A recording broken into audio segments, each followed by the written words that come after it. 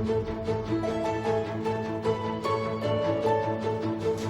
बच्चों, कैसे हैं आप सभी लोग। मैं जानता हूं कि आप सभी लोग बहुत अच्छे हैं, क्योंकि अगर आप अच्छे हैं तो मैं भी अच्छा हूं। मैं आपके और अपने चैनल साइंस के भौकाल में लेके आया हूं क्लास 10th के जो बच्चे बोर्ड में हैं उनके लिए बहुत ही इंटरेस्टिंग टॉपिक, जिससे आपको बोर्ड में मिलने वाली है बहुत ज्यादा हेल्प।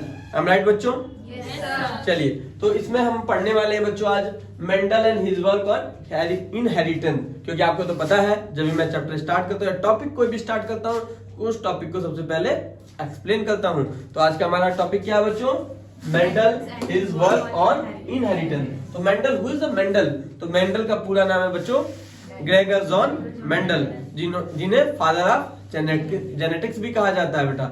ग्रेगर जॉन मेंडल, जिन्हें फादर ऑफ जेनेटिक्स कहा जाता है। और उसके बाद इसमें इनका वर्क जो है, उन्होंने किस पे अपना वर्क किया था? इनहेरिटेंस पे। तो हम पूछेंगे कि व्हाट इज अ इनहेरिटेंस। तो इनहेरिटेंस वो प्रोसेस है बेटा जिसमें हमारे पेरेंट्स के कैरेक्टर हमारे अंदर आते हैं और हमारे कैरेक्टर हमारी आने वाली जनरेशन के अंदर जाते हैं बेटा। उसे हम कहते हैं इनहेरिटेंस, जिसको ऑलरेडी हमने हेरिडिटी में भी पढ़ लिया था। कि हेरिडिटी में क्या था कि ट्रेड्स, फीचर और कैरेक्टर जो होते हैं पेरेंट टू नेक्स्ट जनरेशन, यानी पेरेंट टू बेबी में आते हैं, यानी one generation to next generation जो कैरी होते हैं, उसी प्रोसेस को हम इनहेरिटेंस कहते हैं। तो देखिए, तो ग्रेगर जॉन मेंडल का जो जन्म हुआ था 1822 में हुआ था और उनकी डेथ हुई थी 1884 में। तो सर ग्रेगर जॉन मेंडल को, इनका पूरा नाम था सर ग्रेगर जॉन मेंडल, और इनको कहा जाता है फादर ऑफ जेनेटिक्स। ठीक है, क्यों जेनेटिक्स का मतलब कि जो जीन्स होते हैं, जो हमारे पेरेंट्स के जीन्स होते हैं, उसी जीन्स के थ्रू हमारे अंदर कैरेक्टर आते हैं बेटा। तो उन्होंने एक एक्सपेरिमेंट में किसके बारे में? प्लांट्स की ब्रीडिंग और हाइब्रिडाइजेशन के बारे में बताया था। ब्रीडिंग क्या होती है तो आप सबको पता है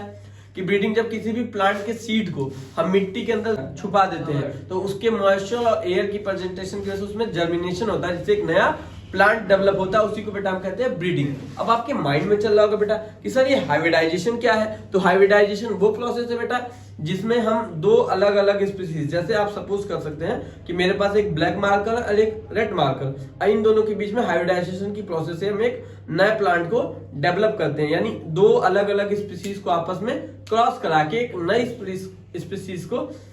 स्पीसीज को जनरेट करने की प्रोसेस को बेटा, या डेवलप करने की प्रोसेस को बेटा हम क्या कहते हैं? हाइब्रिडाइजेशन कहते हैं। That's clear. तो हम देख लेते हैं, यहाँ पे लिखा है कि Gregor John Mendel 1822 1884 started experiment, यानी इन्होंने एक इसी के बीच में एक एक्सपेरिमेंट स्टार्ट किया। किसके ऊपर बेटा? प्लांट्स के ऊपर। और उस प्लांट्स में उन्होंने क्या क्या बताया? ब्रीडिंग के बारे में बच्चों और हाइब्रिडाइजेशन। जो ब्रीडिंग मैंने बता दी कि नए प्लांट को डेवलप करने की या जर्मिनेट कराने की प्रोसेस को बेटा हम क्या कहते हैं? ब्रीडिंग कहते हैं। और दो अलग अलग स्पीसीज से एक नई क्रॉस करा के और एक नई स्पीसीज को डेवलप करने की प्रोसेस को बेटा हम क्या कहते हैं? हाइब्रिडाइजेशन कहते हैं। जैसे आप हाइब्रिडाइजेशन देख सकते हैं, जैसे कि ये ए और ये बेटा बी, और इन दोनों के बीच में जब हमने क्रॉस पॉलिनेशन करा तो जो रिजल्ट आया वो आया बच्चों सी। क्या है बच्चों? सी। तो ये दोनों अलग अलग स्पीसीज है। देखिए, ये ब्लैक स्पीसीज है और ये रेड स्पीसीज है, और इन दोनों के बीच में क्रॉस कराने से एक ब्लू स्पीसीज आती है, यानी एक अलग आएगी नहीं, 1 2 और ये 3। तो ये दो स्पीसीज आपस में जब क्या करती है बेटा? Cross pollination. तो जब तीसरी स्पीसीज से डेवलप हुई तो बेटा इसी प्रोसेस को हम कहते हैं बेटा हाइब्रिडाइजेशन। क्या कहते हैं बच्चों? हाइब्रिडाइजेशन। हाँ, ही प्रपोज, इसी बेस पे उन्होंने बताया था। क्या बताया था बेटा? Law of inheritance in living organism. अब लॉ ऑफ इनहेरिटेंस क्या है? तो मैंने आपको भी बताया कि जैसे लॉ ऑफ इनहेरिटेंस होता है कि जैसे ये आपके जो पेरेंट्स है बेटा, ये क्या है? आपके पेरेंट्स के जो कैरेक्टर होते हैं बेटा, किसके? आपके पेरेंट्स के कैरेक्टर जो है कि आपके अंदर आ रहे हैं। किसके अंदर आ रहे हैं बेटा? बेबी के अंदर आ रहे हैं बेटा। कि क्या आ रहे हैं बेटा? तो कैरेक्टर जो आ रहे हैं, इसी प्रोसेस को बेटा हम कहते हैं इनहेरिटेंस। लेकिन इसमें कुछ अलग है। इनहेरिटेंस में क्या है बेटा? ये तो हाइब्रिडाइजेशन में, सॉरी, ये तो हेरिडिटी में है। किसमें है? हेरिडिटी में। लेकिन इनहेरिटेंस में क्या है कि आपके अंदर जो कैरेक्टर है वो मे भी आपके पापा के हो या ना हो, लेकिन आपके ग्रैंड पापा के, यानी आपके ग्रैंड फादर के होने के चांसेस ज्यादा है। आई बात समझ की नहीं? यानी जैसे हम देख सकते हैं, जैसे हमारी अनुष्का है। क्या बेटा? अनुष्का। जैसे कि आपके अंदर आपके पापा के में भी कैरेक्टर हो या ना हो, लेकिन आपके ग्रैंडफादर के कैरेक्टर होने के जो चांसेस है वो 100% है कि नहीं है? इसका मतलब ये सोचा कि तुम उनकी लड़की हो। ठीक है, यानी कहने का मतलब है कि देखिए होता क्या है कि जो जैसे यहाँ पे ये पेरेंट्स है बेटा, ये जो हमारे पेरेंट्स के, यानी जो हमारे ये ग्रैंडफादर है। कौन है बच्चों? ये हमारे ग्रैंडफादर है, ये हमारे फादर है, और ये बेटा जो है ये हम है। क्या बेटा? ये हम है। तो हमारे ग्रैंडफादर के जो कैरेक्टर है मे बी फादर में गए हो या ना गए, इसकी कोई पुष्टि नहीं है, लेकिन हमारे अंदर आने की इसके चांसेस क्या है बेटा 100%। जैसे इसके अंदर क्या होता है कि जैसे कुछ जेनेटिक डिजीजेस है बेटा, क्या है जेनेटिक डिजीज, वो जेनेटिक जैसे हेयर फॉल ले सकते हैं आप लोग। तो हेयर फॉल क्या कि मे बी हमारे दादा के बहुत ज्यादा हेयर फॉल हो रहे हैं तो हमारे पापा के हेयर फॉल नहीं हो रहे हैं, तो हमने देखा कि हमारे पापा के तो हेयर फॉल नहीं हो रहे हैं तो कंफर्म हमारे भी हेयर फॉल नहीं होंगे, लेकिन ऐसी बात नहीं है। हो सकता है कि हमारे पापा के हेयर फॉल ना हो रहे हो लेकिन हमारे दादा के अगर हेयर फॉल हुए होंगे तो हमारे भी डेफिनेटली हेयर फॉल होंगे। आपको बताता हूँ 2001 की, मैंने अपनी एक पिछली वीडियो में एक धारावाहिक एक सीरियल का जिक्र किया था 2001 में आता था जिसका नाम था तलाक, जिसमें लड़कियां होने की वजह से तो तलाक हो ही रहा था, जो हम सेक्स डिटर्मिनेशन में आगे पढ़ चुके हैं और आगे पढ़ेंगे भी। और एक चीज और भी था कि सपोज करिए कि आप गोरे हैं और मैं गोरा हूँ, ठीक है, सॉरी मैं गोरा हूँ और मेरी वाइफ गोरी है, मैं गोरा हूँ और मेरी वाइफ गोरी है, लेकिन अगर मेरा बच्चा काला आ गया, क्या आ गया, ऐसा कलुआ आ गया, क्या आ गया बच्चों, तो अब इसका मतलब ये थोड़ा कि मैं अपनी वाइफ से झगड़ा करूंगा कि दाल में मामला में काला है, सॉरी दाल कहीं काली है, मामला कुछ गड़बड़ है, ऐसा कुछ नहीं बेटा। हो सकता है कि मेरे पेरेंट्स क्या हो काले रहे हो, या मेरे बच्चा जो मेरी वाइफ है इसके पेरेंट्स काले रहे हो, तो उनसे भी एक कैरेक्टर आ सकता है। यानी बात समझिएगा, जैसे बात क्या है बेटा कि जैसे सपोज कि मैं गोरा हूँ मेरी वाइफ गोरी है और जो मेरा बच्चा है वो काला आ गया, क्या आ गया काला, तो अब इसके लिए मैं अपनी वाइफ से झगड़ा करूं कि हो सकता है कि मेरी वाइफ का कुछ कांड सीन क्रिएट हो रहा, नहीं ऐसा कुछ नहीं बेटा।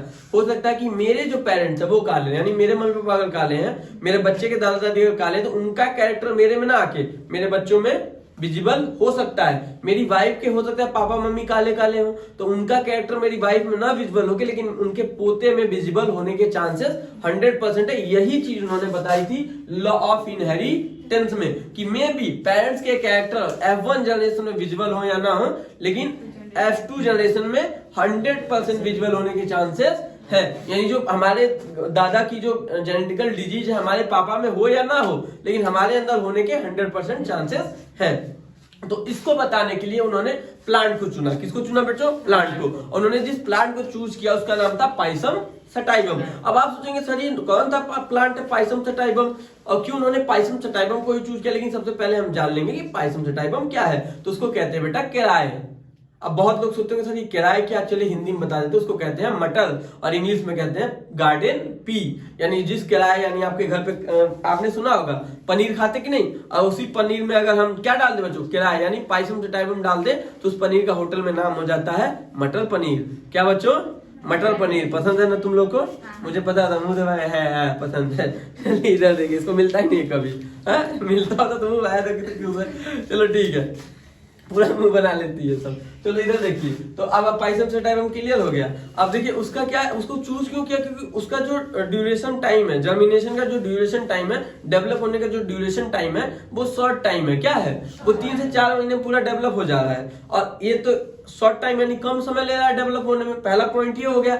और दूसरा पॉइंट ये है बेटा कि उसके अंदर उसके पूरे कैरेक्टर 7 कैरेक्टर आसानी से विजिबल हो जाते हैं, जिसको उस साइंटिस्ट ने ग्रेगर जॉन मेंडल ने पूरा अच्छे से ऑब्जर्व कर लिया। आपको पता है ग्रेगर जॉन मेंडल कोई साइंटिस्ट नहीं थे, ग्रेगर जॉन मेंडल पादरी थे, फादर टू सिगरेट ठीक है, आई लव यू वाले थे, फादर थे वो, ठीक है। तो उन्होंने इसको सर्च किया था, तो उन्होंने बताया था बेटा कि अब पाइसम सटाइवम यानी मटर को चूज किया, तो उन्होंने 2 टाइप की 2 अलग अलग स्पीसीज की मटर को चूज किया, एक बड़ी मटर और एक छोटी मटर। अरे मतलब प्लांट की साइज की बात हो रही है बेटा, एक बड़ी साइज के प्लांट लिए थे और एक छोटी साइज के। जब उन्होंने उसके कैरेक्टर को क्या किया बेटा, एब्जॉर्ब किया, उन्होंने उसके 7 कैरेक्टर को ऑब्जर्व किया था। कितने? 7 कैरेक्टर को एब्जॉर्ब किया था। वो 7 कैरेक्टर क्या थे? तो सबसे पहला उसका जो कैरेक्टर उन्होंने देखा था, जैसे उन्होंने उसके फ्लावर में देखा। किसमें देखा बच्चों? उसके फ्लावर में उस कैरेक्टर को देखा। किसमें देखा बच्चों? उसके फ्लावर में उस कैरेक्टर को देखा। तो फ्लावर में उन्होंने क्या 2 चीजें ऑब्जर्व की, एक तो पहले उसका कलर, क्या देखा बच्चों? कलर, और दूसरा उसका बेटा फ्लावर का जो पोजीशन था। क्या बच्चों? पोजीशन को देखा। तो जो आपके 2 थे, देखिए जैसे उसमें एक क्या था बेटा, एक क्या था, एक आपका रिसेसिव था, एक डोमिनेंट था। क्या था? उन्होंने उन दोनों प्लांट को नाम दिया, एक का नाम दिया उन्होंने डोमिनेंट और एक को नाम दिया रिसेसिव। अब डोमिनेंट और रिसेसिव में क्या डिफरेंस होता है बेटा? तो डोमिनेंट वो कैरेक्टर के प्लांट होते हैं जो अपने 70% को रिप्रेजेंट करते हैं। यानी एक उन्होंने चूज किया, पहले रुकिए मैं इसको थोड़ा मिटा देता हूँ। उन्होंने कौन से पाइसम सटाइवम को चूज किया था, एक बार इसको मिटा देते हैं फिर बात करते हैं। देखो उन्होंने क्या किया, तो अब एक बार फिर से दोहरा लीजिएगा बच्चों। Who is the father of genetics बच्चों? Sir Gregor John Mendel. कौन बच्चों? उन्होंने किसके ऊपर अपना वो किया था एक्सपेरिमेंट बच्चों? पाइसम सेटाइवन के ऊपर। उन्होंने अपने एक्सपेरिमेंट में क्या बताया था लोगों को? उन्होंने बताया था कि जो कैरेक्टर होते हैं पेरेंट्स के कैरेक्टर, वो F1 जनरेशन में दिखे या ना दिखे, यानी हमारे दादाजी के कैरेक्टर हमारे पापा में विजुअल हो या ना हो, इसका कोई चांसेस नहीं है, लेकिन हमारे अंदर होने के 100% चांसेस है। यही बात उन्होंने अपने कैरेक्टर में उसमें अपने मेंडल ने अपने लॉ में बताई थी, और उसका नाम रखा गया था लॉ ऑफ इनहेरिटेंस। क्या रखा गया था बच्चों? Law of inheritance. ये मिट नहीं रहा, बड़ा तगड़ा, बड़ा एकदम चिपक गया है। क्या हो गया बच्चों? चिपका हुआ है। चलिए, तो उन्होंने क्या किया था, देखिए जैसे उन्होंने अपने उन 7 कैरेक्टर, किसको बेटा? 7 कैरेक्टर को जब विजुअल किया उस प्लांट में, 2 प्लांट में, एक तो उन्होंने लिया था डोमिनेंट। क्या लिया था बच्चों?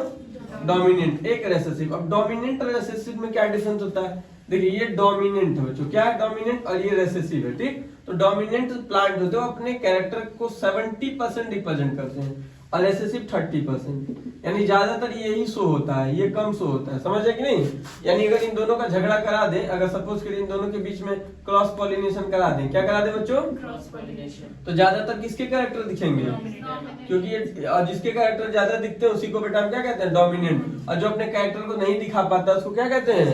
रेसेसिव। जैसे होता क्या है, मैं दिखाता हूँ, जैसे घर में भाई बहन में झगड़ा हो जाए, मारा का पीटी पूरा एकदम तगड़ा, जैसे अनुष्का को ले ली, इसका भाई, इसकी में लड़ाई हो जाता है, तो जैसे इसकी मम्मी आएंगी, कहाँ पीली जैसे रोने लगती है, तो अब यहाँ पे इसकी मम्मी इसके भाई पे नाराज, जबकि इसके भाई की गलती कोई नहीं है, लेकिन ये रो दी, तो ये कौन से कैरेक्टर में आ जाएगी? डोमिनेंट में। इसका भाई नहीं रोया तो रेसेसिव में है, तो इसकी मम्मी इसकी बात को पूरा मान लेंगी, और इसके भाई की बात को नहीं मानेंगे, इसके भाई को दबादब पीट देंगी। अरे भाई खुश हो गई है, ऐसा कहती, इसका भाई अब जान गया होगा इस बात को, इसकी मम्मी जब इस वीडियो को देखेंगी तो वो भी जान जाएंगी कि ऐसा ही करती है, और फिर वो आएंगी तो अगली बार से फैसला बराबर ही में लेंगे, कोई डोमिनेंट कोई रेसेसिव नहीं।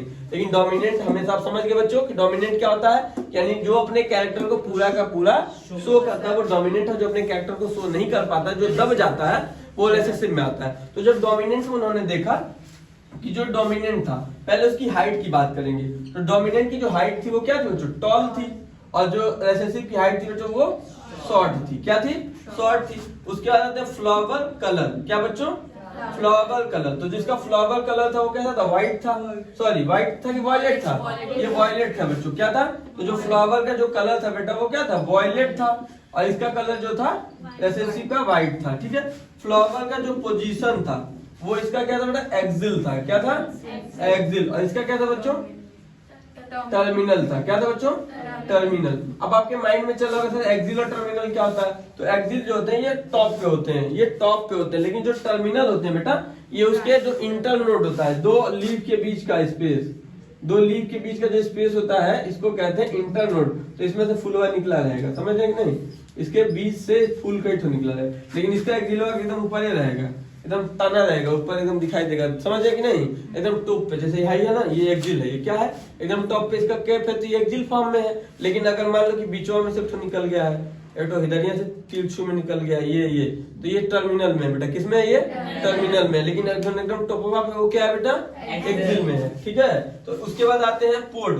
अब इसके पोर्ट कलर और इसकी पोर्ट शेप पे बात करेंगे। तो पोर्ट कलर, पोर्ट आप सोचोगे क्या होगा सर? पोर्ट वही होता है छिम्मी का, यानी जो छिम्मी का मटर का जो छिलका होता है उसको पोर्ट कहते हैं। क्या कहते हैं? पोर्ट। तो जो इसका टाल वाला यानी जो डोमिनेंट का जो पोर्ट था वो कैसा था बच्चों? फ्लैट था, इन फ्लैट था। कैसा था बच्चों? इन फ्लैट पोर्ट था। और ये क्या था बेटा? कंसक्सेस था। क्या था? कंसक्सेस शेप था। और कलर जो था, अब जो इसका पोर्ट का कलर था इसका क्या था बच्चों? ग्रीन था। क्या था? ग्रीन। और इसका क्या था? येलो था। क्या था बच्चों? येलो था। लेकिन अब आते हैं इसके किस पे? सीड के शेप पे। तो सीड की जो शेप थी इसकी क्या थी बच्चों? राउंड थी। क्या थी बच्चों? राउंड शेप था। और इसका क्या था बच्चों? ब्रिंकल्ड। अब ब्रिंकल्ड आपके माइंड में चल रहा होगा सर, ब्रिंकल्ड क्या था? राउंड एकदम गोला है, फुटबॉल जैसे गोला। और ब्रिंकल्ड का मतलब पिचका हुआ। जैसे आप जिम वाले लड़का को देखें कि नहीं, वो जिम पूरा करके आएगा, पूरा हाली हाली जिम करता है तो उसका गाल पूरा पिचुक जाएगा। उसी तरह जो हमारा मटर होता है वो जगह जगह पे पिचुक जाता है, यानी पचक जाता है, उसी को बेटा हम कहते हैं ब्रिंकल्ड शेप। क्या कहते हैं बच्चों? ब्रिंकल्ड शेप। और तो जो यहाँ पे सीड का जो कलर है इसके, तो जो डोमिनेंट वाले सीड का कलर है बेटा वो कैसा है? वो है येलो। कैसा है बच्चों? येलो है। और जो इसका कलर है बेटा वो ग्रीन है। जो रेसेसिव वाले का जो कलर है बच्चों वो कैसा है? ग्रीन है। ठीक है, क्या है? ग्रीन। एक बार फिर से बात कर लेते हैं। तो जो इसके 7 कैरेक्टर की बात हुई थी, किसके? इन दोनों प्लांट्स के। एक था आपका डोमिनेंट स्पीसीज और एक था रिसेसिव। तो इसमें उसकी जो हाइट थी किसकी बेटा, डोमिनेंट वाली की, कैसी थी, टॉल हाइट थी, और जो रिसेसिव वाले की हाइट थी बेटा वो शॉर्ट थी। जो डोमिनेंट वाले का फ्लावर कलर था वो कलर कैसा था बेटा, वॉयलेट था, कैसा था, और रिसेसिव वाले का बच्चों व्हाइट था। और फ्लावर पोजीशन उसकी कैसी थी, डोमिनेंट वाले की बच्चों एक्सिल, और रिसेसिव वाले की बच्चों टर्मिनल थी। और उसके बाद इसकी जो फ्लावर पोजीशन जो थी वो एक्सिल हो गई, और जो पोर्ट शेप थी, डोमिनेंट वाली की पोर्ट शेप कैसी थी बच्चों, इनफ्लैट थी, और रिसेसिव वाली की बच्चों कैसी थी, कंसंट्रेट थी, ठीक है। और उसका जो पोर्ट का कलर जो था, डोमिनेंट वाले का कैसा कलर था बच्चों, ग्रीन था, और रिसेसिव वाले का कैसा कलर था बच्चों, येलो कलर था। और जो सीड कलर था, डोमिनेंट वाले का सीड कलर कैसा था बच्चों, क्या बात है, कलर उसका ब्राउन था, येलो था बच्चों, कैसा था, येलो था। और रिसेसिव वाले का कलर कैसा था बच्चों, ग्रीन था। और सीड का बेटा जो शेप थी वो कैसी थी, डोमिनेंट वाले की बच्चों राउंड थी, और जबकि रिसेसिव वाले की बच्चों रिंगल थी। ये 7 कैरेक्टर उन्होंने दिए थे, दैट्स क्लियर। तो ये तो हो गया मेंडल का लॉ, क्या हो गया बच्चों, मेंडल का लॉ हो गया, ठीक है, मेंडल लॉ हो गया, या इनहेरिटेंस ऑफ लॉ हो गया, लॉ ऑफ इनहेरिटेंस हो गया। लेकिन अब हम बात करेंगे इस बात को उन्होंने प्रूव किया था, तो उन्होंने इसको प्रूव किया था किसमें, मोनोहाइब्रिड क्रॉस। उन्होंने एक कैरेक्टर हो गया, यानी सिंगल पेयर ऑफ कैरेक्टर के ऊपर उन्होंने क्या किया, एक्सपेरिमेंट किया। क्या किया बेटो, एक्सपेरिमेंट किया, किसके ऊपर, सिंगल कैरेक्टर पे, और उसको नाम दिया उन्होंने मोनोहाइब्रिड क्रॉस। क्या दिया बच्चों, और जब उन्होंने 2 कैरेक्टर को लेकर उसके ऊपर एक्सपेरिमेंट किया तो उसको उन्होंने नाम दिया डायहाइब्रिड क्रॉस। तो सबसे पहले हम आज बात करेंगे बेटा मोनोहाइब्रिड क्रॉस के बारे में, ठीक। तो सर ग्रेगर जॉन मेंडल ने अपने इनहेरिटेंस लॉ या लॉ ऑफ इनहेरिटेंस को प्रूव करने के लिए उन्होंने जो पाइसम सेटाइवम पे 7 कैरेक्टर को सर्च किया था, या 7 कैरेक्टर को जब उन्होंने एब्जॉर्ब किया बेटा, तो उन्होंने क्या, उसमें से 1 पेयर ऑफ कैरेक्टर को दोनों प्लांट से उन्होंने चूज किया, और उसको बेटा उन्होंने क्या किया, आप देख सकते हैं, उन्होंने मोनोहाइब्रिड क्रॉस के थ्रू बताया, जैसे क्रॉस बिटवीन 2 पी प्लांट। उन्होंने 2 पी प्लांट्स के बीच में क्या कराया बच्चों, क्रॉस कराया। क्या कराया, cross with 1 pair of contrasting character. तो उन्होंने 1 पेयर ऑफ कंट्रास्टिंग कैरेक्टर को लिया, जिसको कहा गया बच्चों मोनोहाइब्रिड क्रॉस कहा गया। क्या क्या जब एक सिंगल कैरेक्टर लिया उन्होंने, यानी ए प्लांट से एक कैरेक्टर को लिया और उन्होंने बी प्लांट के एक कैरेक्टर को लिया, इन दोनों के बीच में क्या कराया बेटा, क्रॉस पॉलिनेशन कराया। क्या, क्रॉस पॉलिनेशन करा के उन्होंने प्रूफ किया। किस चीज को प्रूफ किया बेटा, तो इन लॉ ऑफ इनहेरिटेंस को। तो चलिए यहाँ चलते हैं। तो उन्होंने कौन से 2 प्लांट लिए थे बेटा, तो एक उन्होंने लिया था टॉल प्लांट लिया, और एक उन्होंने लिया बच्चों ड्राफ्ट प्लांट। तो ये तो पेरेंट्स हो गए। अब उन्होंने एलिक पेयर ऑफ जीन्स लिए। क्या लिए बच्चों, एलिक पेयर ऑफ जीन। तो एलिक पेयर ऑफ जीन्स क्या थे, तो टॉल प्लांट को रिप्रेजेंट किया गया एलिक पेयर ऑफ जीन्स के थ्रू कैपिटल डबल टी से। किससे बच्चों, कैपिटल डबल टी से। और वहीं पे बेटा ड्रॉप वाले को किया गया स्मॉल डबल टी से बच्चों। किसको, स्मॉल डबल टी से, ठीक है। अब इनको एलिक पे इनके गैमेट्स को क्या किया गया बेटा, अलग इनको जो ये तो पेयर बेटा, ये क्या है, पेयर ऑफ जीन्स है बेटा। क्या है ये, पेयर ऑफ जीन, जिसमें टॉल प्लांट को उन्होंने कैपिटल डबल टी से किया और स्मॉल प्लांट या ड्रॉप प्लांट को स्मॉल डबल टी से। अब इनके गैमेट्स को अलग कर दिया गया। तो इनके जब गैमेट्स को अलग किया गया तो ये इस तरह से कुछ हो गई, कैपिटल टी इधर और एक कैपिटल टी यहाँ पे। उसी तरह यहाँ भी स्मॉल टी एक यहाँ पे और एक स्मॉल टी यहाँ पे। क्लियर हुआ। ये क्या हो गया, ये गैमेट्स हो गए बच्चों। क्या हो गए, ये गैमेट्स। ये दोनों ही प्लांट के अलग अलग गैमेट्स हैं, ठीक है बच्चों। अब इन गैमेट्स को क्या किया गया बेटा, कि इनके बीच में क्या कराया जाएगा, क्रॉस पॉलिनेशन कराया गया। क्या बेटा, क्रॉस पॉलिनेशन। तो जो रिजल्ट आया वो कुछ इस तरह से था, capital T and small T. Result क्या है बच्चों, कैपिटल टी और स्मॉल टी। तो बेटा इसको कहा गया आपका, ये था बच्चों F1 जनरेशन। क्या थी बच्चों, F1 जनरेशन।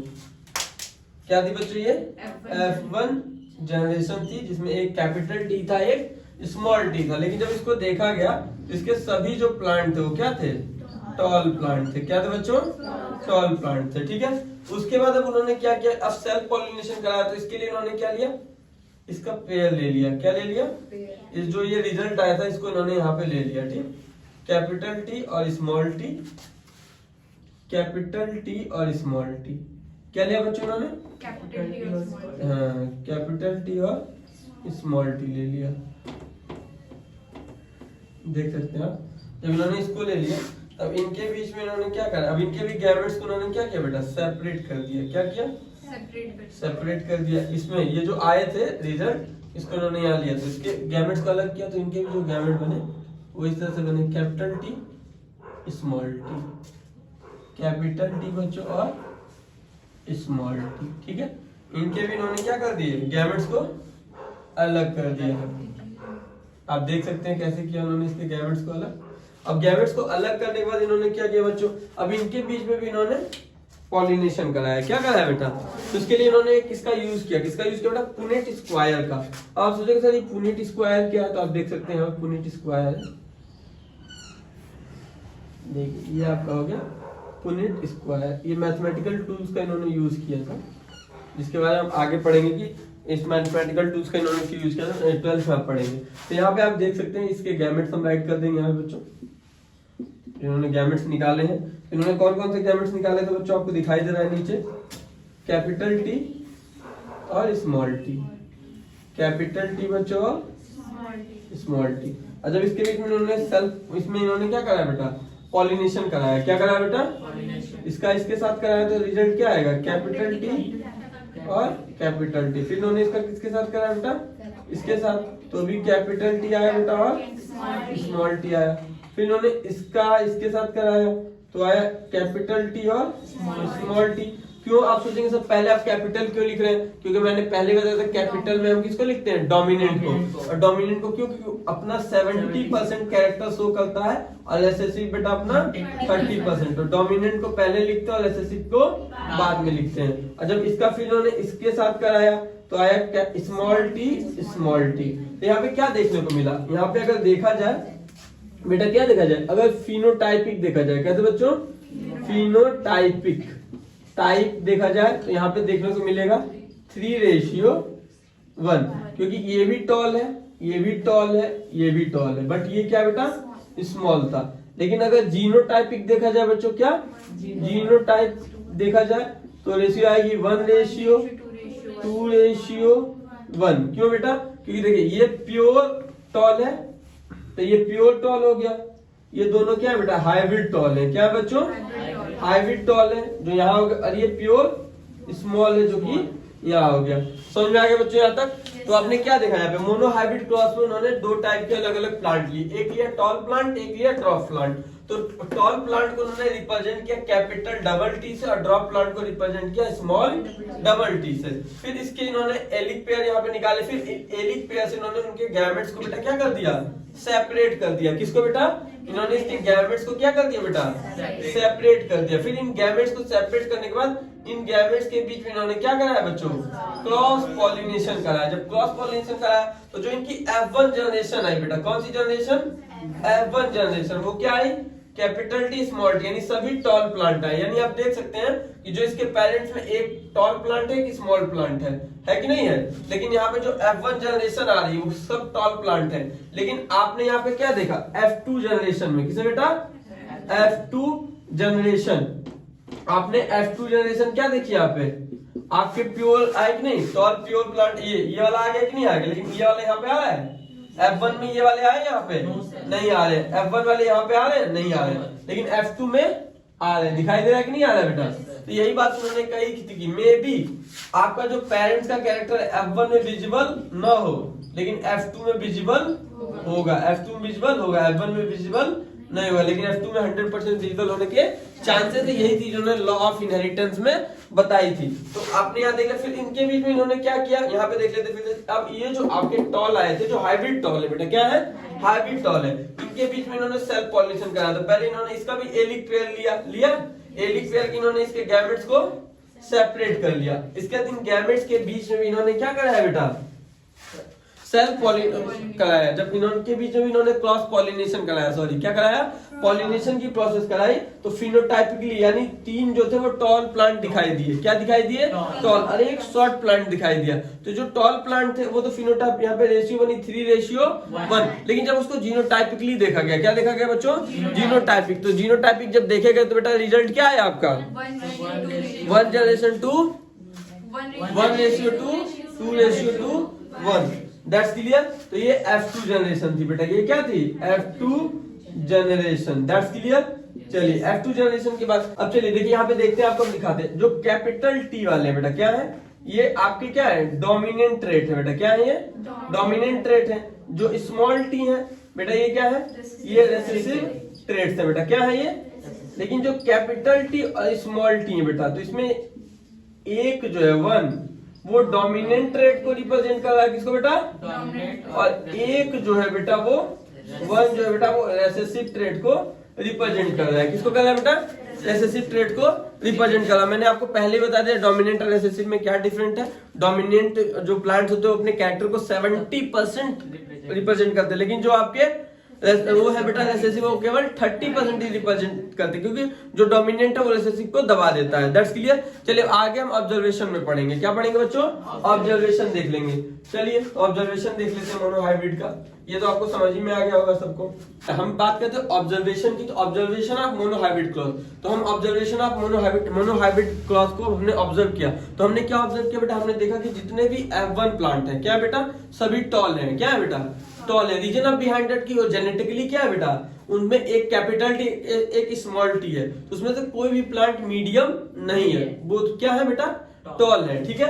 उसके सेकंड में कि F2 जनरेशन में जो F2 की प्रोजेनी है 1/4 क्या है बेटा, शॉर्ट है। यानी एक 4 प्लांट में से एक प्लांट जो है वो शॉर्ट है, छोटा है, और बाकी जो 4 में से, मैंने बताया ना 4 में से एक जो है वो छोटा है, बाकी जो 3 प्लांट है बेटा वो साइज में क्या है, टॉल है। ठीक है।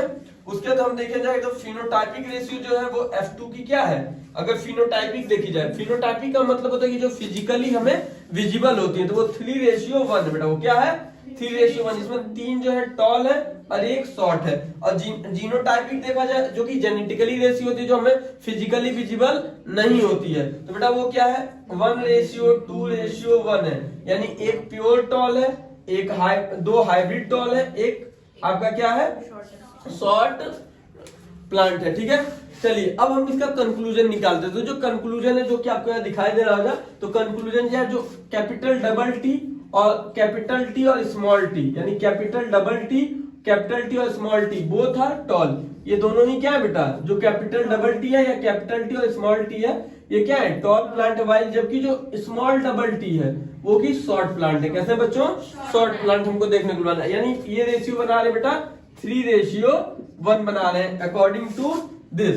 उसके बाद क्या है कि अ सिंगल कॉपी, जो single copy of T is enough to make the plant of tall, यानी केवल जो एक कैपिटल टी है यही कैपेबल है कि ये प्लांट के अंदर टॉल वाला कैरेक्टर ला सकता है, जबकि while both copies have to be, जबकि जो स्मॉल टी की दोनों कॉपी मिल जाए तब जाके वो प्लांट क्या होगा बेटा, शॉर्ट होगा। अगर केवल टी है बेटा, टी है और कितने भी टी हैं, फिर भी बेटा ये क्या है, अगर एक कैपिटल टी है तो इसकी वजह से प्लांट कैसा हमें दिखाई देगा, टॉल दिखाई देगा।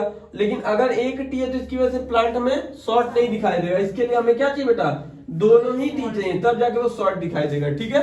तब जाके दोनों के उसके कैरेक्टर विजिबल होंगे। उसके characters traits like capital T R called traits. ठीक है बेटा, जो यहाँ पे ट्रेट्स कैपिटल टी है वो क्या है, traits, because it express style, ये अपने आप को कैरेक्टर को अपने कैरेक्टर को ये बेटा क्या करता है, शो करता है, एक्सप्रेस कर रहा है, दिखा रहा है। कैपिटल टी आर एस, ये तो आपका डोमिनेंट हो गया। लेकिन जो अपने कैरेक्टर को नहीं दिखा पा रहा है, जो अपने कैरेक्टर को सप्रेस्ड कर रहा है बेटा, उसे हम क्या कहते हैं बेटा, रेसेसिव ट्रेट कहते हैं। क्या कहते हैं बच्चों, रेसेसिव ट्रेट। लेकिन जो अपने कैरेक्टर को दिखाता है बेटा उसे हम डोमिनेंट ट्रेट कहते हैं या ट्रेट्स कहते हैं। That's clear. जैसे यहाँ पे कैपिटल टी अपने कैरेक्टर को शो करता है तो इसीलिए डोमिनेंट ट्रेट में है, और स्मॉल टी अपने कैरेक्टर को बेटा शो नहीं कर पाता बेटा, तो वो रेसेसिव ट्रेट्स है। ठीक है। अब बेटा हम पढ़ेंगे डायहाइब्रिड, जो कि अगले लेक्चर